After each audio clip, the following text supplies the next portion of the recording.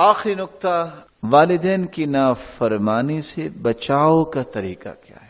بعض لوگوں کا یہ کہنا ہوتا ہے اب تو والدین رہے نہیں، اب ان کے ساتھ کیا ہو سکتا ہے؟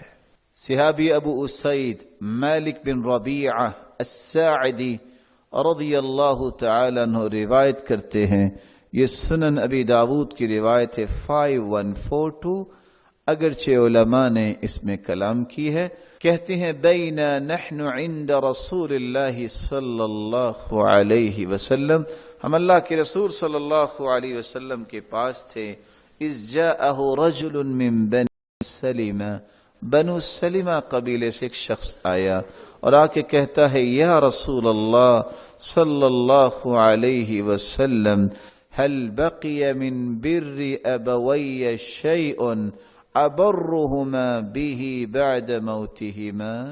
اللہ کے پیارے پیغمبر، میرے ماں باپ دونوں ہی اللہ کے پاس جا چکے ہیں، کیا اب بھی کوئی ایسی نیکی ہے کہ میں ان کے ساتھ نیکی کر سکوں؟ قال نعم، تو آپ نے جواب دیا جی ہاں، الصلاۃ علیہما والاستغفار لہما، ان کے لیے دعا کرنا اور ان کی بخشش کی التجا کرنا، وانفاذ عہدہما، جو وہ کہہ گئے ہیں ان کو نافذ کرنا، جو وعدہ وہ کر چکے ہیں ان کو نبھانا، وصلۃ الرحم التي لا توصل الا بہما، جن رشتہ داریوں کو وہ جوڑ گئے ہیں ان کو جوڑے رکھنا، وَإِكْرَامُ صَدِيقِهِمَا، اور ان کے دوستوں کا احترام کرنا، ان سارے اعمال سے نیکی تم اپنے والدین کے ساتھ کر سکتے ہیں۔ آپ صلی اللہ علیہ وآلہ وسلم نے یہ جو بات بیان کی ہے، ایک دوسری حدیث میں آتا ہے ان الرجل لترفع درجته فی الجنہ، ایک آدمی کا درجہ قیامت کے دن بلند ہوگا، وہ کہے گا یا ربی ما ھذا، اللہ یہ کیا ہے؟ انا عارف اعمالی، میں جانتا ہوں میرے عمل کیا ہیں، یہ درجہ مجھے کیسے مل گیا؟ یہ عمل تو میں نے نہیں کیا تھا۔ جواب ملے گا باستغفار ولدک لک، تیری اولاد نے تیرے لیے بخشش کی، اس دعا کی وجہ سے ہم نے تیرا درجہ بلند کر دیا۔ کتنا خوش نصیب انسان ہے جس کی اولاد اس کے لیے دعا کرتی ہے، اور کتنا بد نصیب انسان ہے کہ جو اولاد کو اتنی بھی تعلیم نہیں دیتا کہ اس کے مرنے کے بعد اس کے لیے دعا ہی کر سکے، ہاتھ ہی اٹھا سکے۔ آپ صلی اللہ علیہ وآلہ وسلم نے یہ جو فرمایا ہے کہ اس کے لیے دعا کرنا، قیامت کے دن نیکیوں کا پہاڑ آئے گا اور نامہ اعمال میں شامل ہوگا، اللہ یہ کس چیز کا پہاڑ نیکیوں کا بن گیا؟ جواب ملے گا تیری اولاد نے تیرے لیے دعا کی تھی۔ اس اولاد کو دعائیں سکھائی جائیں، اور سب سے صحیح طریقہ یہ ہے خود اپنے والدین کے لیے دعائیں کرتے رہا کریں، تاکہ آپ کی اولاد دیکھے کل کو وہ بھی اس عمل کو اختیار کر لے۔ اٹھتے بیٹھتے چلتے پھرتے زبان پہ لانے میں تمہیں خوشی ہونی چاہیے، رب ارحمہما کما ربیانی صغیرا، اللہ جس طرح میری تربیت کی انہوں نے، اللہ تو ان پہ رحمتوں کی برکھا برسا۔ عبداللہ ابن عمر رضی اللہ تعالیٰ عنہ جا رہے ہیں، اچانک ایک شخص ملا، معانقہ کیا، اپنی پگڑی اتار کے اس کے سر پہ رکھی، گدھے کی سواری تھی وہ بھی اس کے حوالے کر دی۔ ساتھی کون ہے؟ وَإِنَّهُ لَيَرْضَى بِيَسِيرٍ، یہ تو تھوڑی بات پہ بھی راضی ہو سکتا تھا، دیہاتی آدمی ہے۔ کہا جانتے ہو یہ کون ہے؟ یہ میرے باپ عمر کے دوست کا بیٹا ہے، اور حکم یہ ہے کہ تم باپ کے دوستوں کی خدمت کرو گے تو اجر تمہیں اتنا ہی ملے گا جتنا تم نے باپ کی خدمت کی۔ آپ صلی اللہ علیہ وآلہ وسلم نے فرمایا اگر باپ دنیا میں نہیں ہے تو آپ باپ کے بھائیوں کے ساتھ جو نیکی کرو گے اجر تمہارے باپ کو ملے گا، اس کے ساتھ گویا تم نیکی کر رہے ہو۔ تو رسول اللہ صلی اللہ علیہ وآلہ وسلم نے یہ ساری باتیں اس لیے سمجھائیں کہ امت اس حقیقت کو پہچانے۔ وہ حقیقت کیا ہے جو اللہ ذوالجلال نے قرآن میں بیان کی ہے؟ دو آیتوں کو سنیے اور اس کے معنی کو سمجھیے. اللہ تعالیٰ نے کتنی بڑی بات کہہ دی ہے. یوم یفر المرء من اخیہ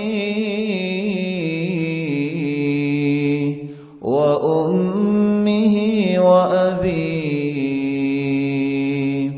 وصاحبته وبنيه لكل امرئ منهم يومئذ شأن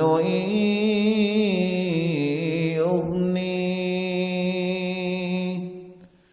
قیامت کی ہولناکیاں اتنی سخت ہوں گی، بھائی بھائی سے دوڑ جائے گا، ماں باپ سے اولاد دوڑ جائے گی، بیوی سے خامد دوڑ جائے، کہے گا لستی زوجتی، تم میری بیوی نہیں، اور بیوی کہے گی لست زوجی، تم میرے خامد نہیں. آج اپنے حساب خود دو. اولاد کا انکار کر دے گا انسان، آج میں تیرے کام نہیں آ سکتا. لیکن دوسری جگہ اللہ نے مزید وضاحت کیا کی؟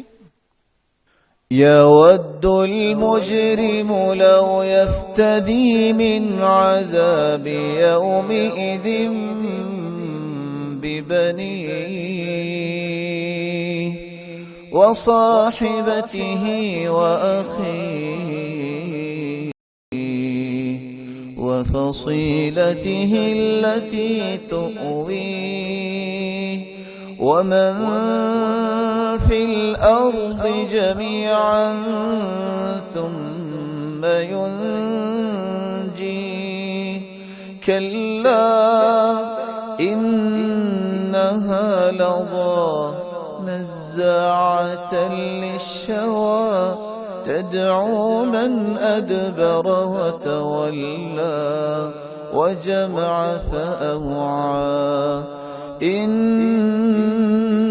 الإنسان خلق هلوعا إذا مسه الشر جزوعا وَإِذَا مَسَّهُ الْخَيْرُ مَنُوعًا إِلَّا الْمُصَلِّينَ يُبَصَّرُونَهُمْ. جب دہکتی ہوئی آگ نظر آئے گی اور اس جہنم میں دھکیلنے کا وقت آئے گا. یود المجرم، مجرم اس دن کہے گا لو یفتدی من عذاب یومئذ ببنیہ، اے اللہ میری اولاد کو جلا دے، مجھے چھوڑ دے، فدیہ لے لے، کیونکہ میں نے ان کے لیے یہ حرام اکٹھا کیا، میں نے ان کے لیے تیری نافرمانی کی کہ میری اولاد ان کے فیوچر پلاننگ میں ہی میں نے ساری حدود کراس کی تھی. وصاحبتی واخی، اللہ میری بیوی کو جلا دے، مجھے چھوڑ دے، اس کے پیچھے لگ کے میں نے تیری نافرمانیاں کی. والدین کے ساتھ بھی بدتمیزی کرتا تھا تو اسی کے اکسانے پر، والدین کو میں نے گھر سے نکالا تو اسی کے اکسانے پر، اللہ اس کو جلا دے، مجھے چھوڑ دے. بھائیوں کے کندھے پہ میں ہاتھ رکھتا تھا، خوش ہوتا تھا میرے بھائی. ان بھائیوں کی لاج رکھتے رکھتے میں نے کتنے قتل کر دیے اور کتنی برائیوں میں پڑ گیا کہ بھائیوں پہ کوئی حرف نہ آئے. آج ان کو جلا دے، مجھے چھوڑ دے. وَفَصِيلَتِهِ الَّتِي تُؤْوِي، میں خاندان اور خاندان کرتا کرتا ہی برائیوں کی دلدل میں پھنس گیا. میرا خاندان اس تکبر نے مجھے برباد کر دیا، آج سارا خاندان میرا جلا دے، مجھے چھوڑ دے. وَمَن فِي الْأَرْضِ جَمِيعًا ثُمَّ يُنْجِيهِ، اللہ پھر بھی راضی نہیں، جتنی دنیا تھی سب کو جلا دے، مجھے چھوڑ دے. اب غور کیجئے گا، بندہ وہاں چاہے گا اولاد بھی جل جائے، بیوی بھی جل جائے، بھائی بھی جل جائیں، خاندان بھی جل جائے، ساری دنیا جل جائے، لیکن وہاں یہ نہیں کہے کہ میرے ماں باپ کو جلا دے، مجھے چھوڑ دے. مفسرین کیا کہتے ہیں، اگر وہ کہہ دیتا کہ مجھے چھوڑ دے، میرے ماں باپ کو جلا دیں، تو اللہ نے اسے سب سے پہلے جہنم میں ڈالنا تھا. کیوں؟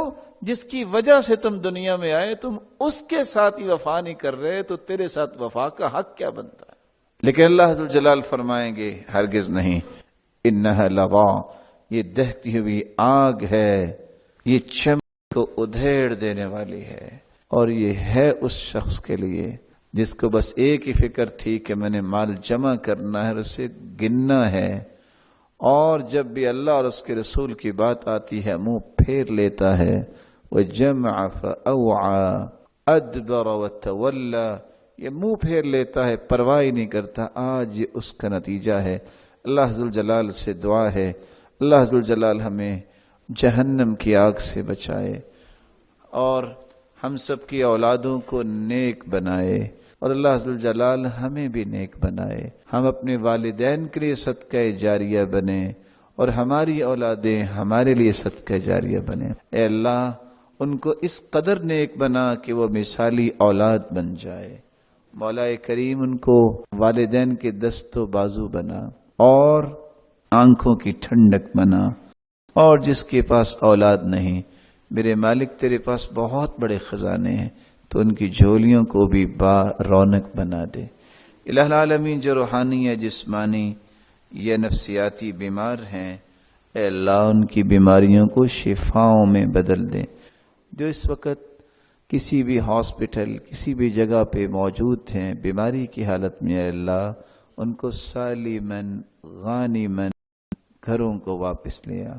مولا کریم، جتنے یہ روشن چہرے بیٹھے ہیں، مولا کریم ان کو اپنا تقرب نصیب فرما، اور قیامت کے دن سننے والوں کو بھی اور ان سب کو بھی جنت الفردوس میں اپنے محبوب کی رفاقت نصیب فرما اور اپنے دیدار کا مستحق بنا۔ وآخر دعوانا ان الحمد للہ رب العالمین۔